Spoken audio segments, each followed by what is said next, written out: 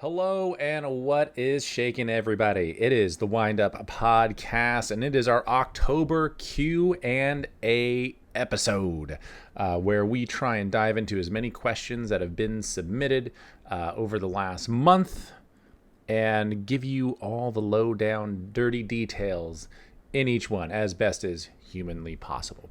Before we dive into this month's selection, as usual, a few very quick announcements. Be sure to continue to like, subscribe, rate, and review the show. Share it with your wine-loving friends and family as the best way to get the algorithm to pick it up and kind of promote it along the interwebs. You can follow us on all of our social networks at MTGA Wines. We are most active here on YouTube, where you can catch the video version and watch me dance around my office during the podcast. You can also find us on Instagram, where we post regularly. We do also post on the social network formerly known as Twitter and Facebook, although we're a little less active on those ones in particular. This episode is very much brought to you by the Napa Independent Producers Roadshow. We are hitting the road with a few other of our friends and winery colleagues this November. We're going to be in Charlotte, we're going to be in Atlanta, and we are going to be in Tampa. You can find tickets to those events on our website. That's mtgawines.com. You can click on the shop or just add a /shop to the end of that URL. We'll leave a link in the description of the show as well. Please be 21 years of age or older if you're going to be attending. Otherwise, it's going to be really boring because we're going to be tasting. There's going to be, probably 24 different wines to try across 6 different producers. You don't have to pay for a plane ticket. You don't have to pay for a hotel or a driver to take you around Napa. We're coming to you. So hopefully we will see you out and about for some of these events. Let's see. Oh, we are going to have a very special bonus episode this month. And we have 5 Wednesdays in this month. So we're going to have a very special bonus episode where we're going to dive into a little bit more kind of recent news and headlines within the wine industry. Stay tuned for that. We are also, at the beginning of that episode, going to have a very special announcement with another little side project that we're starting up with some wine-themed kind of fun apparel. It's something I've been working on since this summer. It has been a pain to get it all logistically set up, but I think we're almost there, and we're going to be launching it at the end of the month for the holiday season. So there's going to be plenty of amazing options to choose from. We'll make sure that we give you links, a promo code, so you can get a nice percentage off your first order should you choose to dive into it. Just a little teaser there for you all. All right. Let's get into it, shall we? Now, as usual, we pull these questions from doing tastings out at the winery, from what you submit online, whether you're sliding into our DMs through any of our social networks at MTGA Wines, or if you're submitting them through our website, of course, on our homepage, mtgawines.com. Scroll down a little ways. There's a little email form where you can send in questions. That is where we gather all these, and I try and get through them as quickly and efficiently as possible. Hopefully this is a little bit more coherent than the September episode when we were in the thick of harvest. We are literally winding things down for the season, which is amazing. I've been able to catch on some sleep. I got my post-harvest haircut. We went full mohawk this fall, and we are starting to get back into kind of a more normal schedule, which is really, really nice. So without further ado. Oh, that's right. I should probably timestamp these. I always forget to do this, and then I have to go back and listen to the podcast while I'm editing it, and hearing the sound of my own voice is, startling at times. Question number 1. And this is actually a great one to answer because we're just getting through, and as probably many of you have experienced, wineries are getting through kind of their fall release season. So here's the question. Why are there so many issues with shipping wine? Given the growth of direct programs and wine clubs, how has it not been ironed or figured it out just yet? Well, I got to tell you something. Having worked in shipping and compliance for a very long time, and also managing a shipping and compliant department for a larger winery for a few months before I quickly asked to find a new position within the company because it was so aggravating. It's just a rat's nest of complications. Number one, and some of you probably know this, but maybe some of you don't if you're a little newer to how kind of wineries operate. is that post-prohibition, the states were given the right to regulate alcohol as they see fit. So there are quite literally 50 different sets of rules we have to play by. That's number one, is that every single state in the union, we have to go through a certain layer of licensing, permitting, taxes, fees, all kinds of stuff. It's just an absolute mess, to the point where we're typically having to purchase and use third-party software or consultants to help us take care of this stuff, because it is just such an absolute mess. Go figure that the government created a bureaucratic nightmare. Surprise, surprise. Number two is that we have to deal with the common carriers. Wineries don't have their own shipping companies. That is, in essence, outsourced to a fulfillment house of some sort. In some cases, it's just the warehouse they're storing their wine in. And two, that warehouse or fulfillment center will work with the common carriers. We're talking UPS, FedEx, to actually get the wines from wine country to your front door. Now, unfortunately, once the wine leaves the winery, it's out of our hands. And if there's a problem with UPS or FedEx, it's their problem, and we had nothing to do with it. But we always end up taking the fall for it, which is always kind of a bummer. It's something that we really don't like having to deal with. This is one of the biggest issues when it comes to like customer service in the wine industry, in my opinion, is shipping and tracking numbers and stuff getting returned, or trying to be delivered when someone's not at home, all that good stuff. Like, it happens all the time. In fact, a buddy of ours, a couple friends were staying with us. They were in town from the good old Dallas area over the course of the last month. And shout out to Chad for telling us this. And it was quite simply that he had received probably a few cases worth of just like extraneous wine that arrived at his front door because an order got double shipped or the wrong wines were shipped, and the wineries basically said, well, don't worry about it, just keep it and consider it a gift from us to you. That happens here and there, not super often, but often enough that sometimes people get bonus wine. It's kind of a bummer because we're out inventory that we didn't necessarily sell. We'll get into that and kind of how that we work that stuff out here in a second. But just there's all kinds of complications that happen.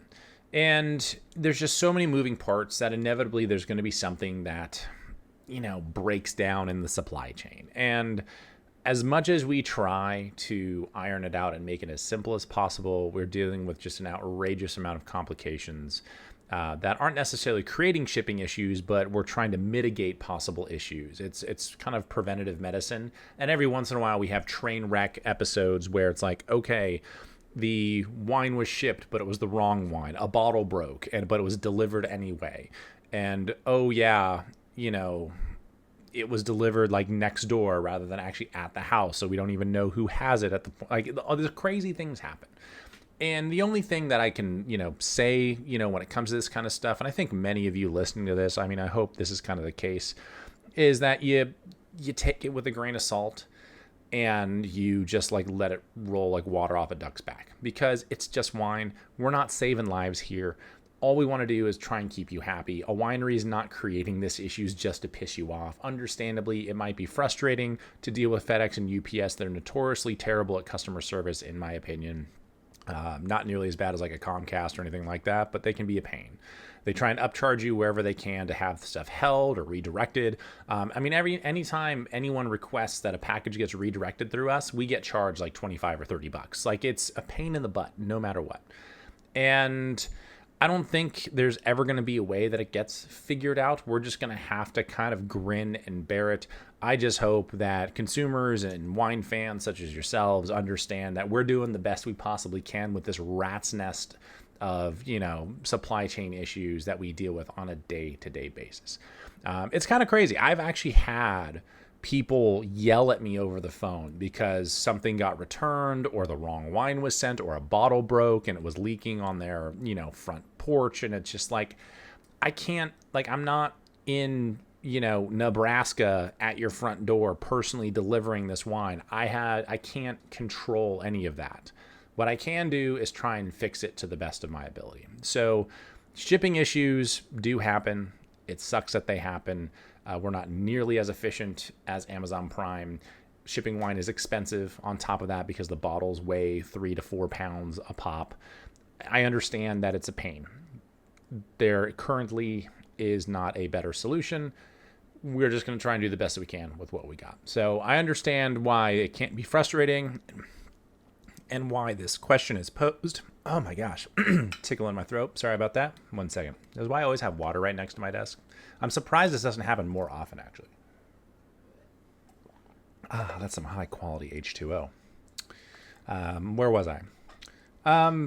Yeah, anyway, long story longer.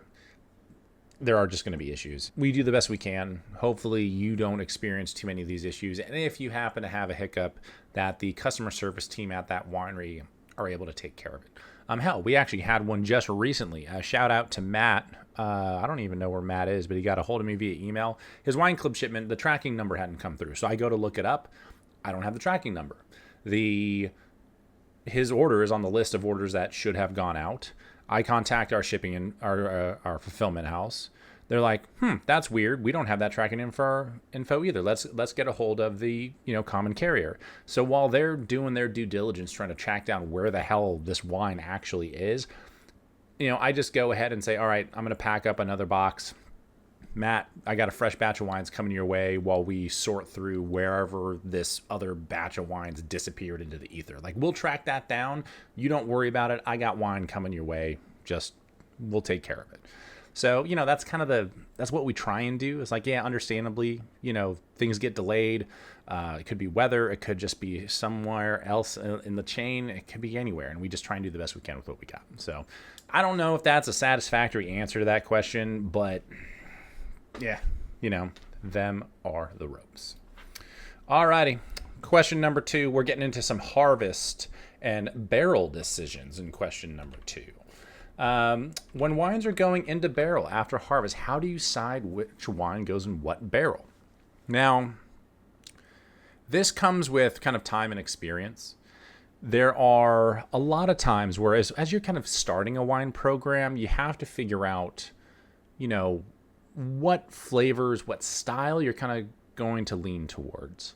So 15 years ago when I started making wine, it was, all right, here's kind of the style I'm looking for. I have like the destination of where I want our wines to be. Now, how do I get there? And somewhere along that journey, there's going to be a stop off to pick up some barrels and say, all right, let's integrate these into the program, right? So we're skipping down this yellow brick road. And very luckily enough, and this is something I we love talking about how collaborative and kind of giving this industry is and what a great community it is that if you're curious about a certain type of barrel, number one, a lot of the cooperages will have samples kind of readily available because they're trying to sell you on these barrels and they want you to buy them and use them.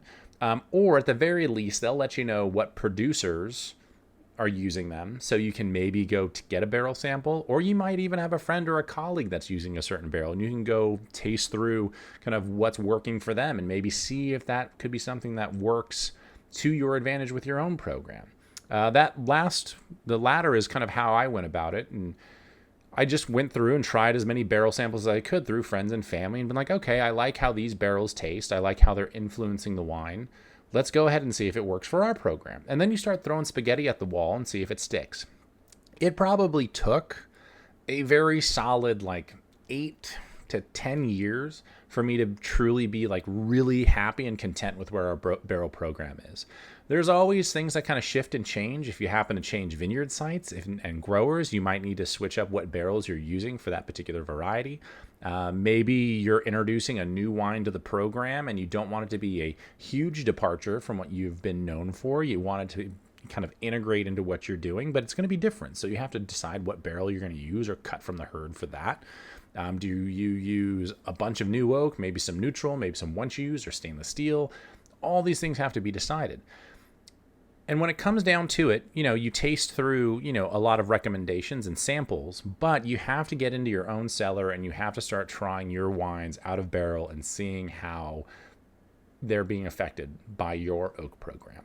This is why we taste our wines so regularly throughout the aging process, because the barrels can help build consistency within the program. Because if we're using the same barrels year in and year out, that'll help kind of create those same or similar flavors in the wine, even though the weather's different outside, and even though maybe we had to switch up the vineyard location and change growers that year. So the barrels can be a great asset if you keep them consistent.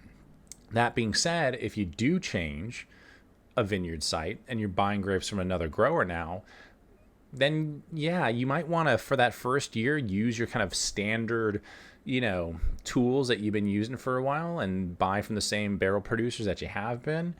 But maybe you get through a year or 18 months of aging that wine in that barrel and you know what, it's good, but it just needs a little something. Like there's something missing.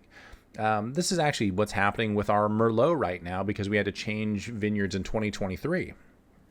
And what I'm trying to figure out right now is our barrel selection. We've been using the Gamba cooperage, specifically their G7 barrels for our Merlot since I think 2015. They've really been just an amazing staple in our program.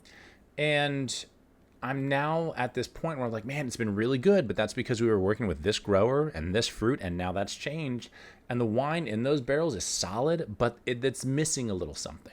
It's not a bad thing. It needs a little push over the edge. So I'm really diligently trying to sort out, what we're going to do and how we're going to blend and make some of our Merlot from 2023, because something changed, something big changed, and now we're having to kind of adapt and overcome. So, as we're barreling stuff down, we're tasting the wine, we already know kind of what barrels we want to be using to achieve our certain house style. And from there, we'll evaluate it as time goes on to make sure that we made the right judgment call. And then during this aging process, we can make tweaks kind of as necessary. But once you have, a few harvests under your belt and you kind of know, the MO that you want to stick to, it gets a lot easier, Still to this day, and something that I did yesterday, if you're listening to this on Wednesday the 23rd, on the 22nd, going through and tasting through a lot of our 2023s, I still kind of sit there and taste through the barrels, and I just kind of stare at them for a minute. I start trying to earmark what's going where and how we're going to maybe blend some of these wines come next summer as we get ready for bottling. So even though, it's a year down the line, or even if it's just a few days down the line, we just barreled down our Cabernet over the weekend. So, we've already made some barrel decisions. We've already put some of that Cabernet into some new barrels, some used barrels, and we're starting to push that in a certain direction from the 2024 harvest, because there are certain wines we want to make and certain blending components that we want to create within it. So it comes with experience. It comes with just throwing stuff at the wall and doing a little bit of your own R&D, and also collaborating with your colleagues to figure out hey, let's see where we can kind of push the envelope in terms of our style and how we want to go about making some of our wines.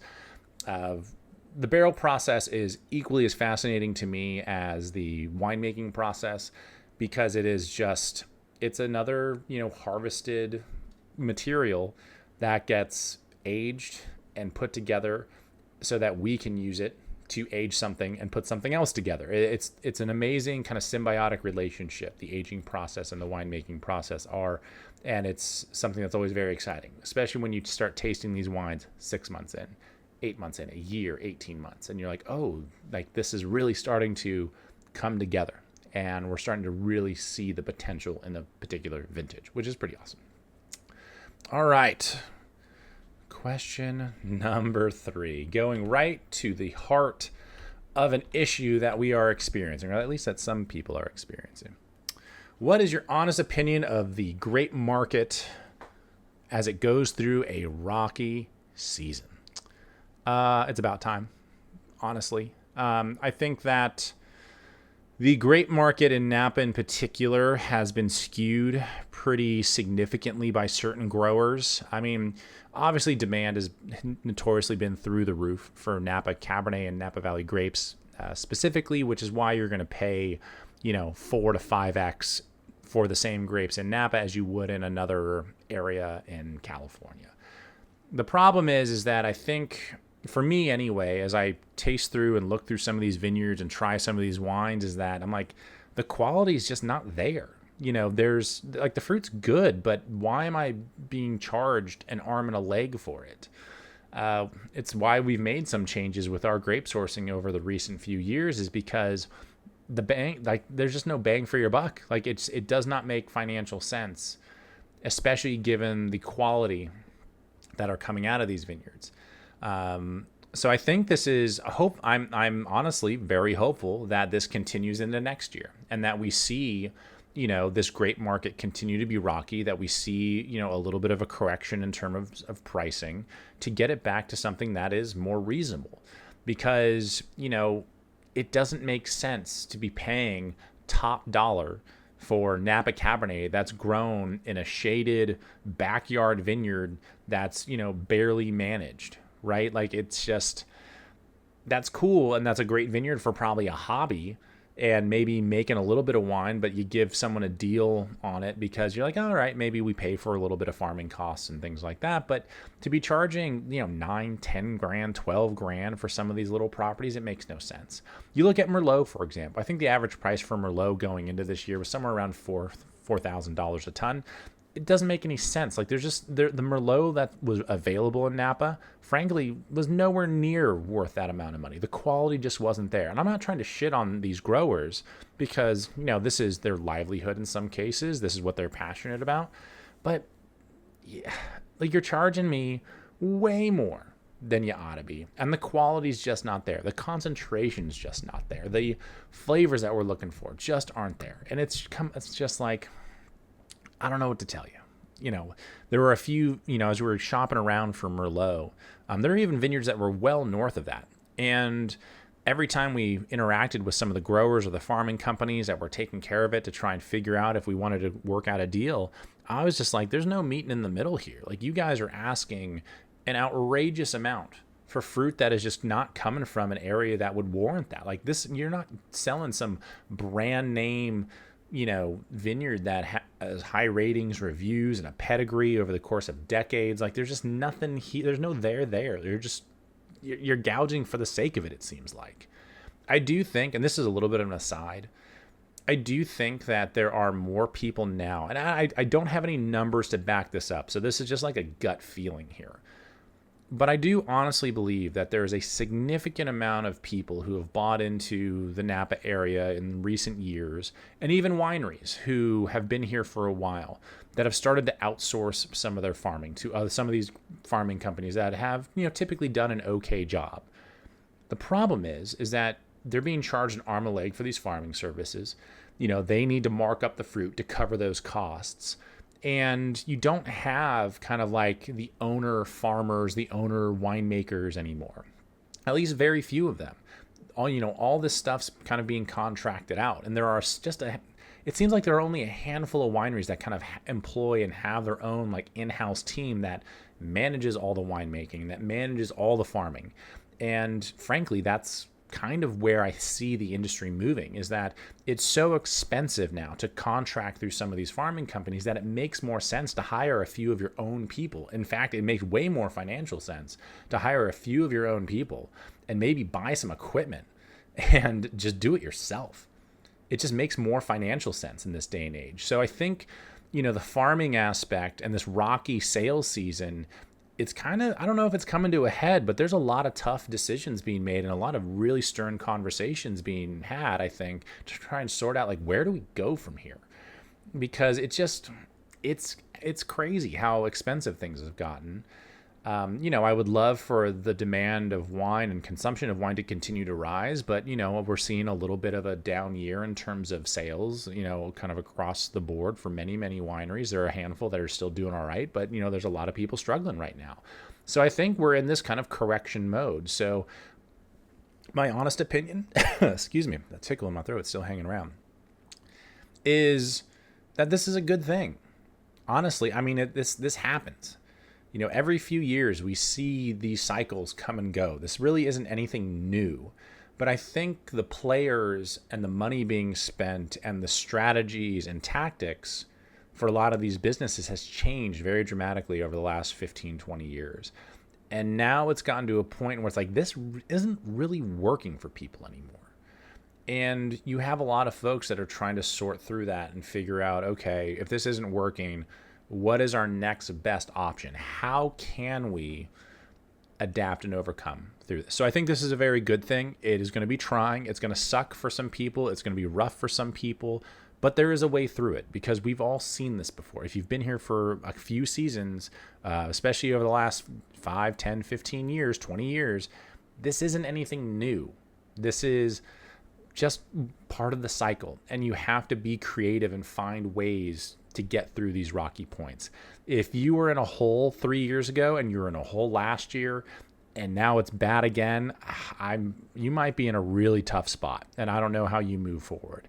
But if it's like one rough season, maybe 2 rough seasons, then you can probably sort through that and figure out some strategies and make some decisions that are going to be beneficial for your business and actually make you stronger in the long run.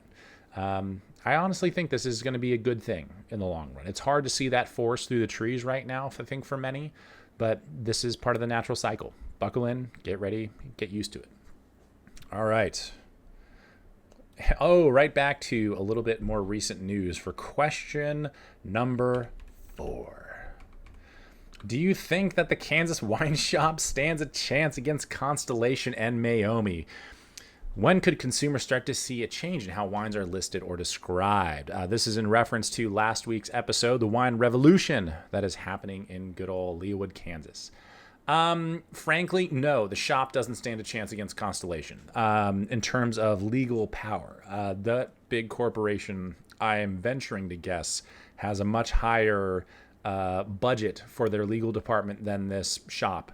Ranch Mart, I think it was called. I can't even remember the name of it. Go back and listen to the episode from last week about this shop that started posting how much sugar was in Meiomi versus this other Pinot Noir dial tone and the cease and desist in essence that they got from Constellation. And for those that, just want the quick summary, the gentleman who put that advertisement together kept his receipts and had an independent lab run analysis on the wine. So he knew exactly how much sugar was in Meiomi, as well as how much was in this dial tone Pinot Noir, and therefore the difference between the two.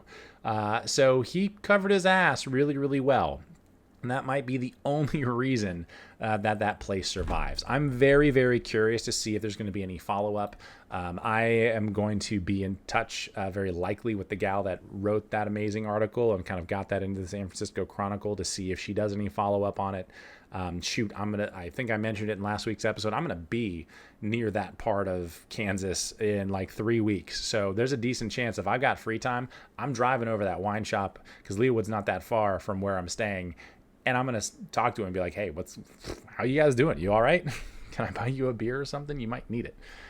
Now, as far as when consumers would start to see a change, who knows? Unfortunately, there are many, many companies and a lot of money and lobbying groups that are going to try and prevent stuff like this from happening.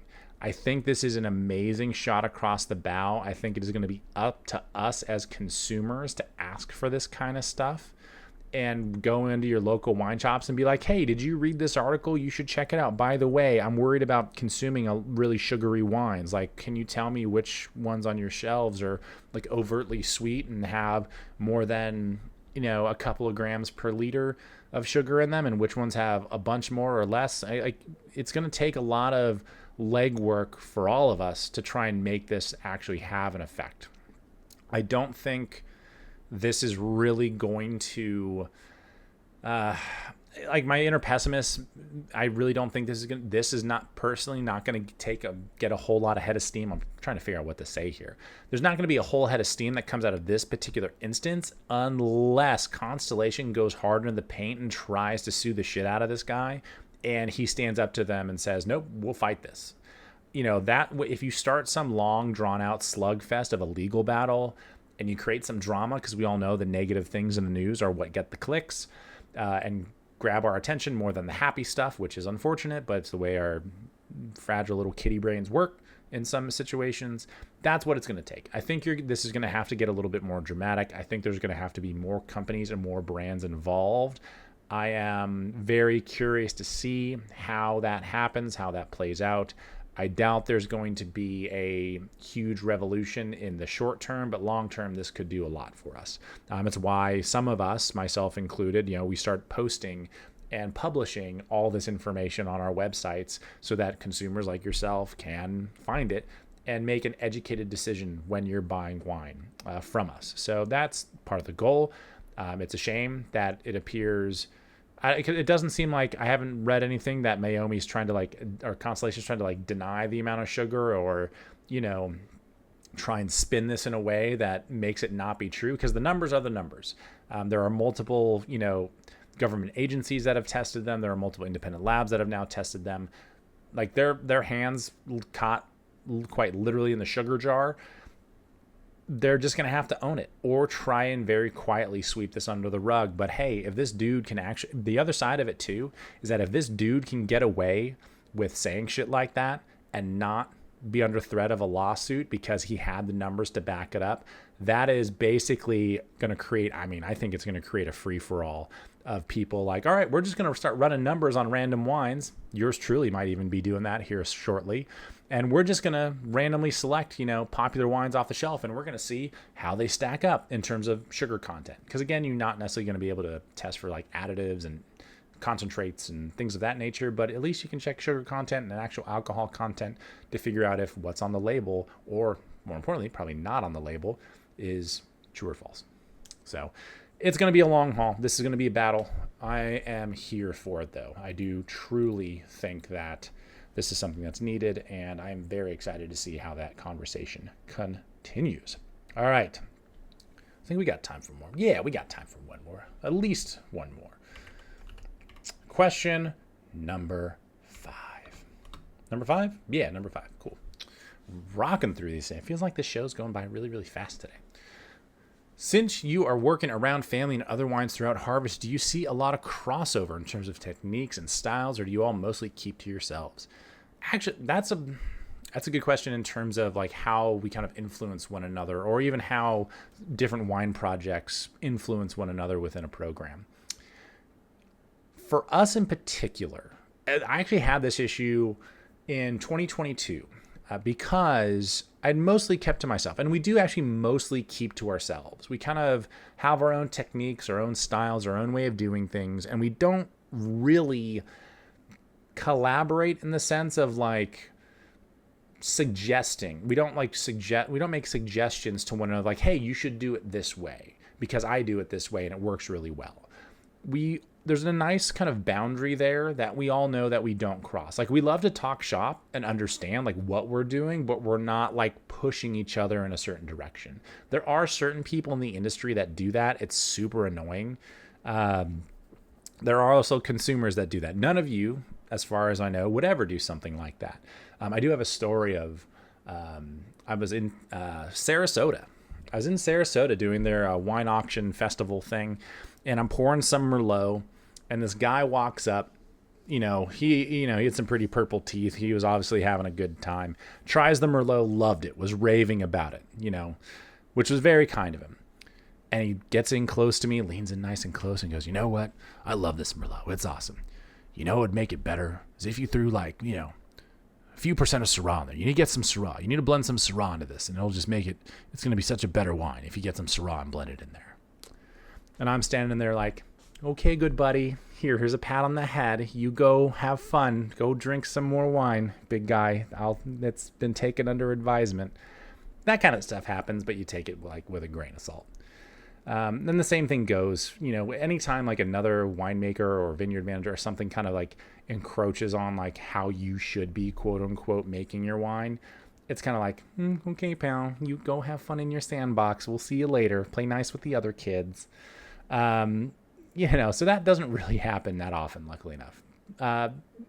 We don't see a lot of crossover in terms of techniques and styles because we're trying to achieve different things with our wines. Even when I'm consulting and working for other clients, we're doing things very differently than what I would do for MTGA because I work with our clients to try and figure out what style of wine they want to make. We try and work with their vineyard site and lean into what makes that vineyard site great. The barrel selection is different. The fermentation techniques are different. There's a lot of things that we change to make sure that we can make a unique wine and not just a different version of like MTGA and what we do. And the reason I mentioned that the harvest of 2022 was so tough is because I was making wine for the entire family. We had a couple of consulting clients plus all of our own wines. Like, it was the busiest harvest I've ever had by far. And it was an immense amount of fun. But the first like couple of weeks of when we really got into the thick of things, it was very difficult because I started second guessing things, especially when it came to my own wines. Like, when it came to other people's, it was all right. I was a lot easier for some reason because it was like, nope, this is what these folks want. This is what this brand is known for. We've got our marching orders. We're going to try and do our best to make those wines as good as they possibly can and follow the style that they want to have, their house style they want to have. But when it came time to work on my own wines, I was like, shit, like these guys have, they're kind of going for this style. And I really like that style. I see why it works. Do I need to try and do some of that for my own wines? Do I need to try and like change what I'm doing? Am I the idiot? Do I need to like move some things around and adapt what I'm doing? So I started second guessing a lot of I started second guessing 12 years of like winemaking experience, 13 years of winemaking experience. And like, it took a while to be like, nope, it's okay. You don't need to do any of this other stuff. Like, you've already got your MO. Like, just keep marching forward. Like, you're doing all right. It's great to work on these other projects and do other things and use different techniques and work with different styles, but this isn't what you're doing. This is a completely different thing over here, right? So that's where it can be challenging, I suppose. We've talked a lot about consultants on this show and kind of the impact of working for multiple brands and the crossover of techniques and the homogenization. That's right. Am I saying that dumb? I know it's homogenized, but is homogenization a word? Oh my God, I think I'm done. All right, stop that, pause, reverse, hold up. We start to see, these techniques and styles homogenize across brands, because winemakers are just using kind of cookie cutter methods, because vineyard managers are using just cookie cutter methods. It happens. It's, this is a question that's being posed more and more often amongst consultants and, whether it's on the vineyard side of things or whether it's on the winemaking side of things. So I think this is something that you do have to be wary of. You have to be wary of the amount of crossover that you have from one project to the next within a facility, whether you're related to somebody or not, right? So for the most part, long story longer, we do try and keep to ourselves. That way we don't influence each other too much, but we do talk a lot of shop. And we try and understand what we're all trying to achieve, how we've kind of laid that path out in front of us, what's been working, what's not. And we try to explore and see if we can't increase the knowledge of all those around us. Because you never know when a technique or a style or something might be beneficial for you. And it might be something that can influence you in a certain way for a new project, or maybe a new wine you're trying to create, or whatever the case is. So it's definitely collaborative and not in a pushy way. And at the same time, we do kind of have like these soft barriers up where, we kind of keep to ourselves and do our own thing, because we kind of want to be known for our own house style and kind of keep some tricks of the trade, pretty close to the vest. But, for the most part, we're pretty open. All right. I think that's been an episode. We're almost up against the 40-minute mark here. That has been our October Q&A episode. Please remember to rate, review, share the show with your wine-loving friends and family. For those of you in Charlotte, Atlanta, Tampa, be sure to head to our website, mtgawines.com, and join us and the Napa Independent Producers for our tastings coming up in November. We would love to see you out and about. Stay tuned for our very special announcement and some new swag that we're going to be releasing next week, just in time for the holiday season. We're going to have a very special promo code for y'all here on the show, so you can get a nice discount on those items as we start releasing them into the world. You all have an amazing rest of your day, week, month. Enjoy the remainder of spooky season before what's her face starts singing want a lot for Christmas or whatever that song is. It's coming. Watch out. Keep your head on a swivel. It's coming. Cheers, y'all. We'll catch you next week.